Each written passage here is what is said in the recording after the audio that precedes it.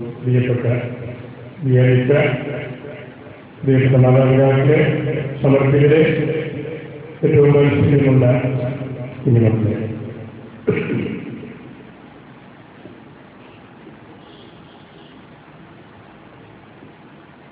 പിഴക് കുറുമ്പുകാവ് കിടമ്പുയിൽ ഇങ്ങനെയുമായി സഭയുടെ പരമ്പരാഗതമായ കീഴ്വഴക്കത്തോട് ബന്ധപ്പെട്ട ഔദ്യോഗികമായ വിശീഷ ഇവിടെ നടക്കുന്ന അവസരമാണല്ലോ. വിശീഷ എന്ന് പറഞ്ഞാൽ പ്രധാനമായിട്ടും ബഹുരാശീഷൻ ഇടവക വികാരിയോട് ചേർന്ന് അർപ്പിക്കുന്ന പരിശുദ്ധ കുർബാനയിൽ ആ ഇടവകയിലെ ആ പ്രദേശത്തെ ദൈവജനം മുഴുവനും വന്ന് പങ്കെടുത്ത് വചന പ്രബോധനം കേട്ട് മടങ്ങിപ്പോകുന്നതിനാണ്. ആരംഭകാലം എന്നുള്ള ഒരു ദീപനക്രമതാണ്. അന്ന് ഒരു കുർബാനയുള്ളൂ. ആ കുർബാനയിൽ എല്ലാവരും സംബന്ധിച്ച് ദൈവത്തിൻ്റെ കൃപയ്ക്ക് ഉടമസ്ഥരായിത്തീരുന്ന ഒരു വലിയ ചരിത്ര തീവ്രത്തിന്റെ ഭാഗമാണ് അത്. ഇന്നത്തെ സുവിശേഷം ശ്രീകാലം ഒന്നാം ഞായറാഴ്ച തിരുസഭ നമുക്ക് നൽകിയിരിക്കുന്നത് ലൂക്കായുടെ സുവിശേഷം 7-ാം അധ്യായത്തിലെ 36 മുതലുള്ള ദൈവങ്ങളെ കാണുമ്പോൾ ഈ സുവിശേഷ സംഭവം മനോഹരമായ ഒരു കുംഭസാര കഥയാണ്. എങ്ങനെയാണ് നമ്മൾ ഭാവമോചനം അനുരഞ്ജന ഉദാഹരണ നേടേണ്ടത് എന്നതിനെക്കുറിച്ചുള്ള വളരെ വിപുലമായ ഒരു ചിത്രീകരണമാണ്. ലൂക്കായുടെ സുവിശേഷത്തിന്റെ പ്രത്യേകത അദ്ദേഹം കൈകാര്യം ചെയ്യുന്ന എല്ലാ വ്യക്തികളെയും കുറിച്ചുള്ള ഒരുപാട് വിശദാംശങ്ങൾ നൽകുന്നു എന്നതാണ്. ഇവിടെയും പരീക്ഷകനായ സീമോനെ കുറിച്ചും ഭാര്യയായ സ്ത്രീയെ കുറിച്ചും ലൂക്കാസുവിശേഷകൻ ഒരുപിടി വിവരണങ്ങൾ നമുക്ക് നൽകുകയാണ്. അങ്ങനെ ആ വിശദാംശങ്ങളിലൂടെ ചിത്രങ്ങൾ വരയ്ക്കുന്ന ഒരു കലാകാരനെ പോലെ ഈ സുവിശേഷകൻ ആ വ്യക്തികളിൽ പറഞ്ഞിരിക്കുന്ന വിശിഷ്ടമായ ചിന്തകൾ അല്ലെങ്കിൽ കൈമാറ്റം ചെയ്യാൻ ഉദ്ദേശിക്കുന്ന കാര്യങ്ങൾ നമ്മുടെ മുമ്പിൽ അവതരിപ്പിക്കുകയാണ്. സീമോന് ധനികനായ ഒരു പരീക്ഷകനായിരുന്നു.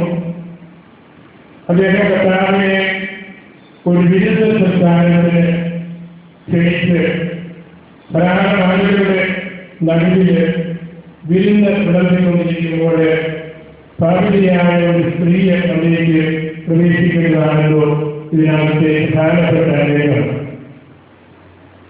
ആ സ്ത്രീക്ക് സമൂഹത്തിന് മോശമായിട്ട് ജീവിച്ച വ്യക്തിയായതുകൊണ്ട് ഈ വിരുദ്ധ നൽകിയ സീമോന് അത് വലിയ പ്രയാസം ഉണ്ടാക്കി. അതുകൊണ്ടാണ് സീമോൻ ആത്മകഥനം ചെയ്യുന്നുണ്ടല്ലോ, ഇവന് ഏത് തരക്കാരിയാണെന്ന് മനസ്സിലാക്കാൻ ഒറ്റ അടയാളമേ ഉള്ളൂ. ഈശോ അത് നിരസിച്ചാൽ ഈശോ പ്രവാചകനാണെന്ന് നമുക്ക് മനസ്സിലാകും, ദൈവത്തിൻ്റെ മകനാണെന്ന് നമുക്ക് മനസ്സിലാകും. ഈ തെറ്റിനെ കർത്താവ് ശാസിക്കും എന്ന് നമുക്ക് ഉറപ്പുവരുത്താം. ഇങ്ങനെയുള്ള ഒരുപിടി കാര്യങ്ങൾ ആത്മകഥനം ചെയ്തുകൊണ്ട് ഇരിക്കുന്ന ഒരു പ്രത്യേകമായ അവസ്ഥയാണ്. ഈ സുവിശേഷ ഭാഗം വായിച്ച് തീർക്കുമ്പോൾ നമുക്ക് മനസ്സിലാകുന്ന ഒരു കാര്യം, അതിൻ്റെ ബാഹ്യമായ വാക്കുകളിൽ കാണുന്ന അർത്ഥങ്ങൾ ഒന്നുമല്ല സുവിശേഷകൻ നമ്മുടെ മുമ്പിൽ നൽകുവാനായിട്ട് അവതരിപ്പിക്കുവാനായിട്ട് ഉദ്ദേശിക്കുന്നത് എന്നാണ്. ആ സ്ത്രീയെ കരഞ്ഞുകൊണ്ട് കർത്താവിന്റെ പാദത്തിങ്കിൽ വന്നു നിൽക്കുകയാണ്. ശീമോൻ പത്രോസിനെ കുറിച്ച് നമ്മൾ സുവിശേഷത്തിൽ വായിക്കുന്നുണ്ടല്ലോ. അവൻ പുറത്ത് പോയി മനം നൊന്ത് കരഞ്ഞു. അപ്പോൾ കർത്താവ് അവനെ കടാക്ഷിച്ചു. ഈ സ്ത്രീക്ക് അവൾക്കുണ്ടായിരുന്ന വലിയ സമ്പത്ത് എല്ലാം മുടക്കി മേൽത്തരം തൈലം വാങ്ങി കർത്താവിന്റെ പാദം കഴുകി അവളുടെ കണ്ണുനീര് കൊണ്ട് പാദം കഴുകി വൃത്തിയാക്കി അനുതാപത്തിന്റെ വലിയ ഒരു രംഗം അവിടെ സൃഷ്ടിക്കുകയാണ്. പാപം ചെയ്യുന്ന വ്യക്തി പാപപ്പൊറുതി നേടേണ്ടത് എങ്ങനെയാണ് നല്ല ഒരു കുമ്പസാരം നടത്തേണ്ടത് എന്ന് പിന്നീട് തിരുസഭയിലെ ആളുകൾ പഠിച്ച് മനസ്സിലാക്കുന്നതിന് വേണ്ടിയുള്ള വലിയൊരു ചിത്രമാണ് നമ്മുടെ മുമ്പിൽ നൽകുന്നത്. ശീമോന്റെ വിരുന്ന് നൽകിയ ധനികനായ ഫരീസയന്റെ വ്യക്തിത്വത്തെക്കുറിച്ച് നമ്മൾ നോക്കിയാൽ ആധ്യാത്മിക പിതാക്കന്മാര് വേദപണ്ഡിതന്മാര് ഈ തിരുവചനം വ്യാഖ്യാനിച്ച് പറയുന്ന ഒരു കാര്യം, ലോകത്തിലെ ഒരു സിമയോൺ കോംപ്ലക്സ് എന്ന് പറയുന്ന ഒരു ആധ്യാത്മിക പ്രശ്നമുണ്ട്. ഈ സിമയോനെ ഉദ്ദേശിച്ചതെന്ന് പറയുന്ന ആധ്യാത്മിക രംഗത്ത് ഒരു സിമയോൺ കോംപ്ലക്സ് എന്ന് പറയുന്നത് പാപിയുമായി സമ്പർക്കമില്ലാതെ തിരഞ്ഞെടുക്കപ്പെട്ടവരുമായി മാത്രം സമ്പർക്കം പുലർത്തുന്ന ഒരു ജീവിതത്തെക്കുറിച്ചുള്ള അഭിമാനമോ ദുരഭിമാനമോ ആയിരിക്കണത്. ജീവനാണല്ലോ എന്നത്. ഇവനൊരു പ്രവാചകനാണെങ്കിൽ ഈ സ്ത്രീയോട് സംസാരിക്കുകയില്ല. ഈ അനുതാപത്തിന്റെ ചേഷ്ടകൾ കാണിക്കാനായിട്ട് സമ്മതിക്കുകയില്ല. ഇവൻ പ്രവാചകനാണോ എന്ന് തിരിച്ചറിയുവാനുള്ള ഒരു അടയാളമാണ് ഇത്. ദൈവം പാപികളോട് ഒന്നിച്ച് പഠിക്കുകയില്ല, സംസാരിക്കുകയില്ല, ഒന്നിച്ച് ഇരിക്കുകയില്ല. ഇങ്ങനെയുള്ള വലിയൊരു മാനസിക അവസ്ഥയാണ് ആധ്യാത്മിക പിതാക്കന്മാര് സിമയോൺ കോംപ്ലക്സ്. അതൊരു മനോരോഗമാണ്. ദൈവം ഇങ്ങനെ പെരുമാറും, പാപികളോട് ദൈവത്തിന് ബന്ധമില്ല. രണ്ടാമത്തെ ഒരു കോംപ്ലക്സ് തന്റെ വീഴ്ചകളെ കുറിച്ച് യാതൊരു ബോധവും ഇല്ലാതിരിക്കുന്ന അവസ്ഥ. കർത്താവ് വീട്ടിൽ ചെന്നപ്പോൾ സാധാരണ ഒരു വീട്ടിൽ, ഒരു യഹൂദ വീട്ടിൽ ചെല്ലുന്ന ഒരു സ്നേഹ പ്രകടനവും ശീമോൻ നൽകിയില്ല. നമ്മുടെ വീടുകളിലും അങ്ങനെയാണ്. നമ്മൾ വീട്ടുകാരെ വരുമ്പോൾ എത്രയോ താല്പര്യത്തോടുകൂടി കാത്തു നിൽക്കുന്നു. ഇങ്ങനെ ഞാൻ 7 ഭവനങ്ങൾ സന്ദർശിച്ചു. അവർ കാത്തു നിൽക്കുന്നു, ഇരിക്കാൻ പറയുന്നു, കുടിക്കാൻ പറയുന്നു, പഠിക്കാൻ ആവശ്യമുണ്ടോ എന്ന് അന്വേഷിക്കുന്നു. അങ്ങനെ എല്ലാ ആതിഥ്യ മര്യാദകളും നൽകുകയാണ്. പലസ്തീനായിലെ കുടുംബങ്ങളിൽ ചെല്ലുമ്പോൾ കാലി പിടിക്കാൻ വെള്ളം കൊടുക്കുന്നു. ചെല്ലുന്ന വ്യക്തിയുടെ മുടിയില് തലയിൽ പഠിപ്പിക്കാനായിട്ട് നല്ല പരിമളം നൽകുന്നു. വലിയ ആദരവിന്റെ സൂചനയായിട്ട് കൈമുട്ടുന്നു, അല്ലെങ്കിൽ മുഖമുട്ടുന്നു. ഇതാണ് സമൂഹത്തിന്റെ വലിയൊരു കർമ്മമാണ്. ഇങ്ങനെയുള്ള ഉത്തരവാദിത്തങ്ങൾ ഒന്നും നിർവഹിക്കാതെ അതിലൊന്നും ഒരു കുറവില്ല എന്ന് കരുതുന്ന ഒരുതരം മനസ്സിന്റെ അവസ്ഥ. അതും ഒരു ശീമോൺ കോംപ്ലക്സാണ്. ഞാൻ ഇത്രയൊക്കെ ചെയ്താൽ മതി. പ്രവാചകൻ വന്നു, ഈശോ വീട്ടിൽ കയറിയിരിക്കൊണ്ട് ഈ കർമ്മങ്ങളൊന്നും ഈ ശീമോൻ ചെയ്യുന്നില്ല. അത് ആവശ്യമായിട്ട് ദൈവത്തിന് തോന്നുന്നില്ല. അങ്ങനെയുള്ള ഒരു മനസ്സിന്റെ അവസ്ഥയുമാണ് ഈ സിമയോൺ കോംപ്ലക്സ്. അതുപോലെ തന്നെ നന്മ ചെയ്യുന്ന, നന്മ മാത്രം പ്രവർത്തിക്കുന്ന വ്യക്തികളിൽ എന്തെങ്കിലും ചിന്തയുണ്ടോ എന്ന് നോക്കി അന്വേഷിച്ച് കുറ്റം പറയുന്ന അവസ്ഥയിൽ ഈ സ്ത്രീ ചെയ്ത വലിയ അനുതാപത്തെക്കുറിച്ച് യാതൊരു ചിന്തയില്ലാതെ അവിടെ വ്യഭിചാരിണിയാണ്, കാമിനിയാണ്, കർത്താവ് അവളെ പുറന്തള്ളും എന്നുള്ള ഒരു ചിന്തയോടുകൂടി നിൽക്കുന്ന ആ മനുഷ്യന്റെ അവസ്ഥ. അതാണ് ലൂക്കാസുവിശേഷകൻ വരച്ചു കാണിക്കുന്ന ശീമോൻ. കർത്താവ് ദൈവത്തിന്റെ സ്നേഹവും കാണിക്കുന്നത് നേരെ വിപരീതമായ കർമ്മങ്ങളിലൂടെയാണ് എന്ന് ഈ തിരുവചനത്തിലൂടെ ദൈവം നമ്മളെ പഠിപ്പിക്കുകയാണ്. സ്വന്തക്കാരനായ സഖ്യേയുടെ കാര്യം നമുക്കറിയാമല്ലോ. ആ സഖ്യേയൂസിന് അബ്രാഹത്തിന്റെ മകനെ കണ്ടവനാണ് ഈശോ. സമരക്കാരി സ്ത്രീക്ക് നല്ല ഒരു അപ്പസ്തോലനെ കണ്ട മനസ്സാണ് കാണുന്നത്. കല്ലെറിഞ്ഞ് കൊല്ലേണ്ട കാരിണിയില് ദൈവത്തിന്റെ മകളെ കണ്ടവനാണ് കർത്താവ്. കരൻകാരി സ്ത്രീയില് നല്ല വചന പ്രബോധനയെ കണ്ടവനാണ് കർത്താവ്. മത്സരമറിയത്തില് സ്ത്രീകന്മാരുടെ സ്ത്രീഹായെ കണ്ടവനാണ് കർത്താവ്. അതാണ് ദൈവം നൽകുന്ന കാഴ്ചപ്പാടുകൾ. ഈ സംഭവം വിവരിക്കുന്ന അവസരത്തിലും കർത്താവ് അവിടെ നൽകുന്ന തിരുത്തലുകൾ നമ്മുടെ ജീവിതത്തിലേക്ക് നമ്മൾ കണ്ടെത്തേണ്ട യാഥാർത്ഥ്യങ്ങളാണ്. വലിയ സുഗന്ധ കൂട്ടുമായിട്ട് പാദത്തിങ്കൽ ഇരുന്ന് കരയുന്ന, പ്രായശ്ചിത്തം യാചിക്കുന്ന, ദൈവത്തോട് മാപ്പപേക്ഷിക്കുന്ന ആ സ്ത്രീയെ പരിഗണിക്കുന്ന കർത്താവിന്റെ മുഖമാണ് ഇന്ന് തിരുസഭ നമ്മെ പഠിപ്പിക്കുന്നത്.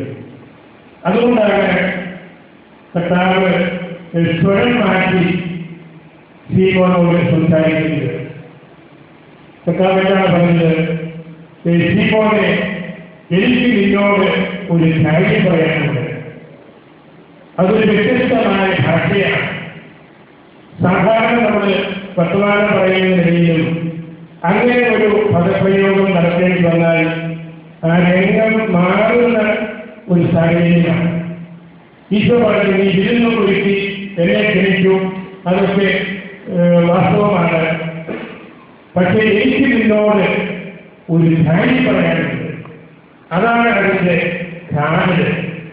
ആ കാര്യം പറയാനായിട്ട് ഒരു പുസ്തകത്തിന്റെ കഥയൊക്കെ കൊണ്ടുവന്ന് 550 ജനാലകൾ കടം വാങ്ങിയത് ഇടച്ചു കൊടുക്കുന്ന കാര്യം പറഞ്ഞിട്ട് വീണ്ടും ഈ കഥ എഴുതുകയാണ്.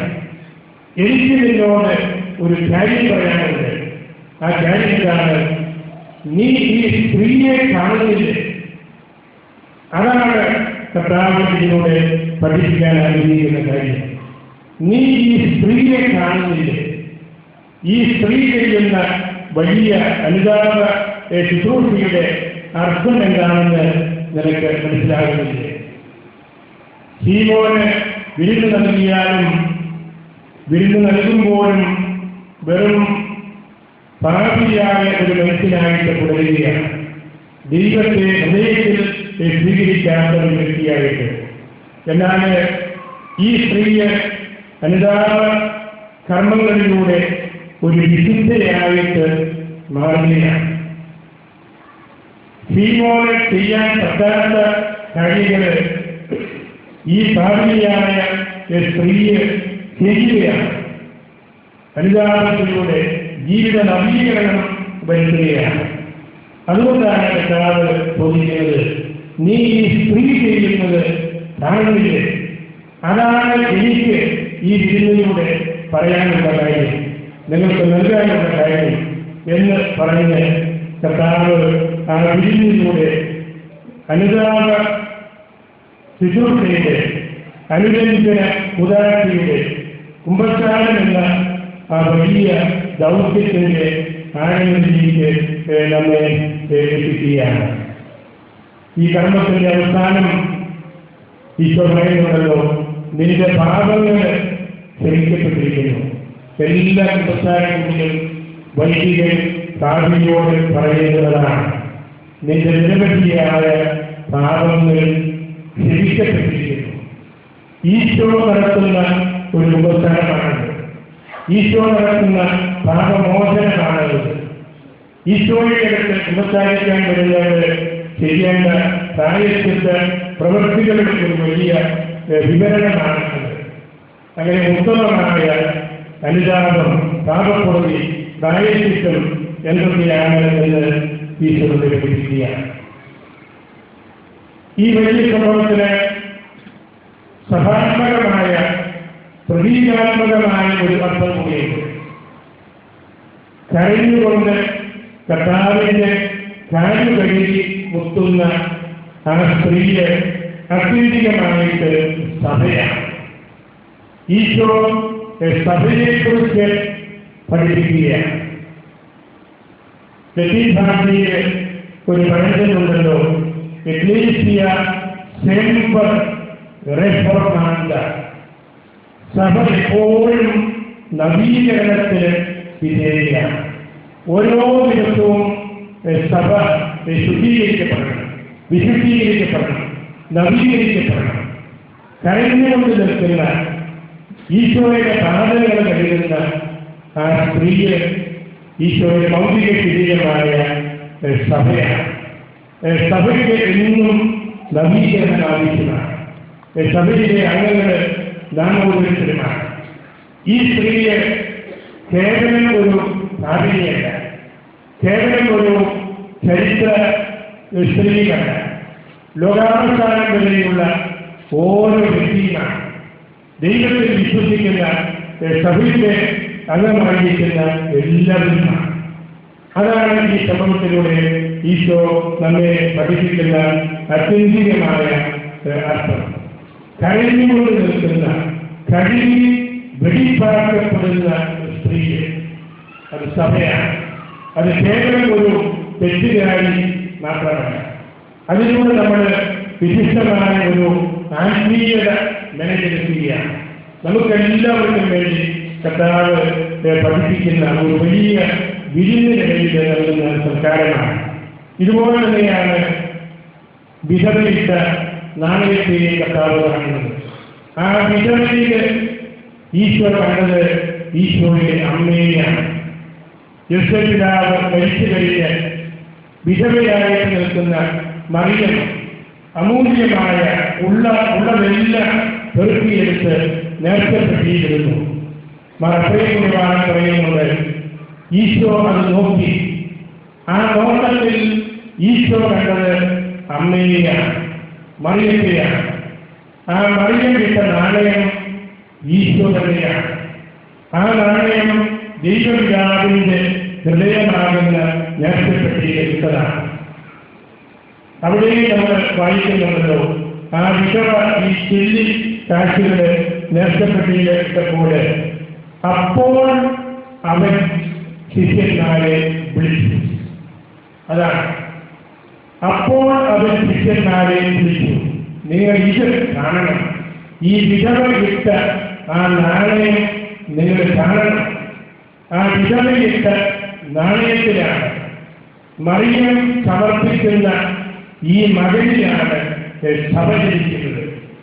അപ്പോഴാണ് സഭയ്ക്ക് രൂപം നൽകുന്നത്. അതുകൊണ്ടാണ് സുവിശേഷകൻ പ്രത്യേകമായി പറയുന്നത്, അപ്പോൾ അവൻ സ്ത്രീഹന്മാരെ വിളിച്ചു. അവർ നോക്കിയിരിക്കുന്നത് വലിയ പണക്കാരെന്ന് വലിയ തുകകൾ നിശ്ചയിക്കുന്നതാണ്.